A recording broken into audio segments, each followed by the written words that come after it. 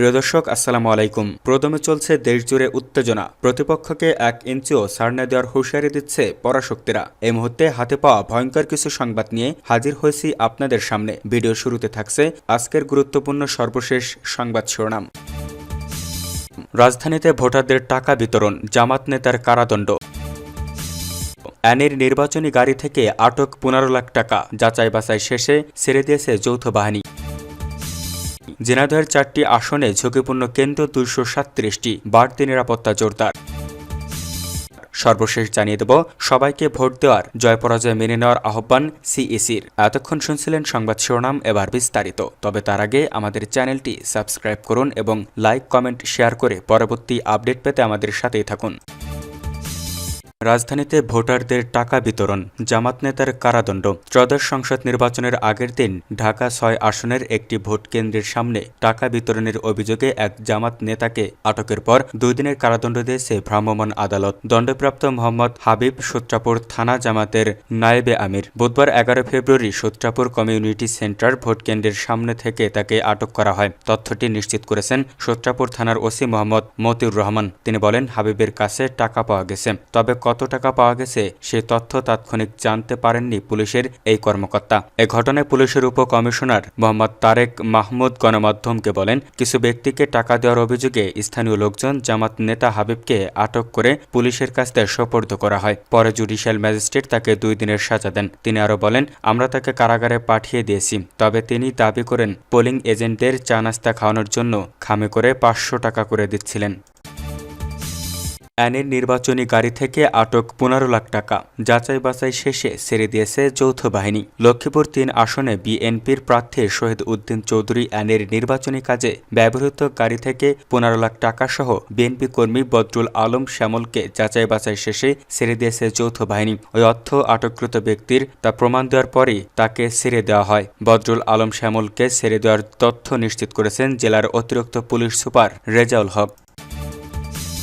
ঝিনাইদহের 4টি আসনে ঝুঁকিপূর্ণ কেন্দ্র 237টি, বাড়তি নিরাপত্তা জোরদার। ত্রয়োদশ জাতীয় সংসদ নির্বাচন ও গণভোট ঝিনাইদহ জেলার 4টি সংসদীয় আসনের 588টি ভোটকেন্দ্রের মধ্যে 237টি কেন্দ্রকে ঝুঁকিপূর্ণ হিসেবে চিহ্নিত করেছে প্রশাসন, অর্থাৎ প্রায় 40% কেন্দ্রকে ঝুঁকিপূর্ণ হিসেবে চিহ্নিত করা হয়েছে। এসব কেন্দ্রে বাড়তি আইনশৃঙ্খলা বাহিনী মোতায়েন, নজরদারি জোরদার করা হয়েছে।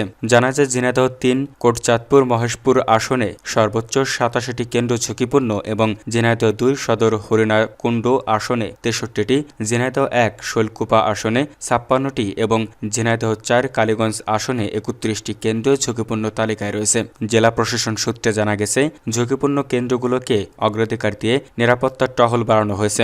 গুরুত্বপূর্ণ সড়কে সেনাবাহিনীর টহল চলছে। র্যাব, পুলিশ ও বিজিবির সমন্বয়ে গঠিত যৌথ বাহিনী নির্বাহী ম্যাজিস্ট্রেটের নেতৃত্বে দায়িত্ব পালন করছে। জেলায় মোট ভোটার সংখ্যা 15,75,346 জন। এর মধ্যে পুরুষ ভোটার 7,83,793 জন, নারী ভোটার 7,91,534 জন এবং তৃতীয় লিঙ্গের ভোটার রয়েছেন 19 জন। নিবন্ধিত পোস্টাল ভোটার রয়েছে 21,000-এর বেশি। 4টি আসনে মোট 21 জন প্রার্থী প্রতিদ্বন্দ্বিতা করছেন। 4টি সংসদীয় আসনে মোট প্রতিদ্বন্দ্বিতা করছেন 21 জন প্রার্থী। জেলা রিটার্নিং অফিসার আব্দুল্লাহ আল মাসুদ বলেন, ঝুঁকিপূর্ণ কেন্দ্রগুলোতে পরিস্থিতি স্বাভাবিক রাখতে বাড়তি নিরাপত্তা, কড়া নজরদারি ও তাৎক্ষণিক ব্যবস্থা গ্রহণের প্রস্তুতি রাখা হয়েছে। ভোট গ্রহণ নিরাপদ ও সুষ্ঠু করার জন্য জেলার ভোট কেন্দ্রগুলোতে প্রায় 11,000 আইনশৃঙ্খলা বাহিনীর সদস্য মোতায়েন থাকবে। এর মধ্যে রয়েছেন 7,644 জন আনসার সদস্য, 1,644 জন পুলিশ সদস্য, 1,029 জন সেনাবাহিনী সদস্য, র্যাবের 48 জন সদস্য, বিজিবির 2222 জন সদস্য। এছাড়া 12 জন জুডিশিয়াল ম্যাজিস্ট্রেট, 16 জন নির্বাহী ম্যাজিস্ট্রেট সহ একাধিক ভ্রাম্যমাণ স্ট্রাইকিং ফোর্স দায়িত্ব পালন করবেন। সবাইকে ভোট দেওয়ার, জয় পরাজয় মেনে নেওয়ার আহ্বান সিইসির। আসন্ন ত্রয়োদশ জাতীয় সংসদ নির্বাচনে ভোটকেন্দ্রে গিয়ে ভোট দিতে এবং গণতান্ত্রিক প্রক্রিয়ায় ভোটের ফল যাচাই হোক তা মেনে নিতে সবার প্রতি আহ্বান জানিয়েছেন প্রধান নির্বাচন কমিশনার বা সিইসি এএমএম নাসির উদ্দিন। বুধবার 11 ফেব্রুয়ারি সন্ধ্যায় জাতির উদ্দেশ্যে দেওয়া ভাষণে তিনি এই আহ্বান জানান। সবাইকে শুভেচ্ছা জানিয়ে তিনি বলেন, আগামীকাল ইতিহাসের অন্যতম গুরুত্বপূর্ণ এই নির্বাচনের ভোট গ্রহণ অনুষ্ঠিত হবে। এই ঐতিহাসিক মুহূর্তে আমি গভীর শ্রদ্ধার সঙ্গে স্মরণ করছি মহান মুক্তিযুদ্ধের শহীদদের, আরও স্মরণ করছি জুলাই গণঅভ্যুত্থানের শহীদদের, যাদের রক্তের বিনিময়ে আমরা আজ গণতান্ত্রিক উত্তরণের দ্বার প্রান্তে পৌঁছেছি। আমি তাদের রুহের মাগফিরাত কামনা করছি। আমি একই সঙ্গে আহত জুলাই যোদ্ধাদের আশু আরোগ্য ও স্বাভাবিক জীবনের জন্য দোয়া করছি। সিইসি বলেন, এই নির্বাচনে ভোটদান কেবল নাগরিক অধিকারই নয়, বরং দায়িত্ব।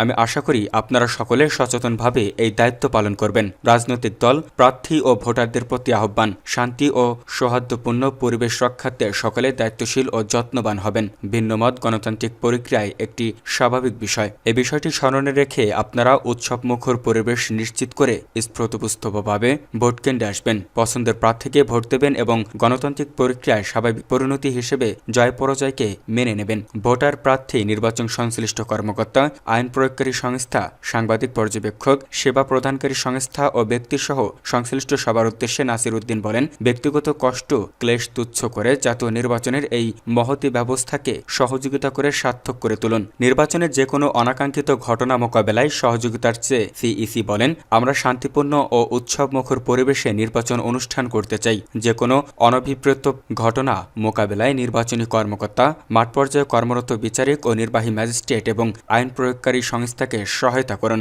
আমাদের সকলের সম্মিলিত প্রচেষ্টায় আমরা একটি সুষ্ঠু, সুন্দর, শান্তিপূর্ণ ও উৎসবমুখর নির্বাচনের সাক্ষী হতে পারব। এ প্রত্যাশা ব্যক্ত করে এবং পুনরায় আপনাদের অংশগ্রহণ কামনা করে শেষ করছি। মহান আল্লাহ আমাদের সহায় হন। আগামীকাল বৃহস্পতিবার সকাল 7টা থেকে শুরু হয়ে বিকেল 4:30 পর্যন্ত দেশের 299টি আসনে একটানা ভোট গ্রহণ চলবে। প্রার্থীর মৃত্যুর কারণে স্থগিত হওয়া শেরপুর 3 আসনের ভোট পরে হবে।